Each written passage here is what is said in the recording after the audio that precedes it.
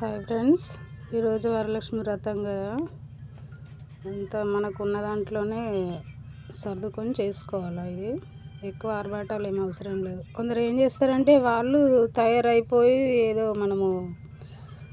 ఏమంటారు, మనం ఏదో ఇంటర్వ్యూలు ఇస్తున్నట్లుగా సెలబ్రిటీల్లో తయారై ఫోటోలు పెట్టడం ఏదో మనదే చేస్తుంటారు. కానీ అట్లా చేయకూడదు. ఎప్పుడైనా అమ్మవారిని అంటే ఏ దేవుడైనా సరే ముందు మనము అలంకరణ దేవుడికి మాత్రమే చెయ్యాలి. ఓన్లీ మనం శుభ్రత పాటిస్తే చాలు.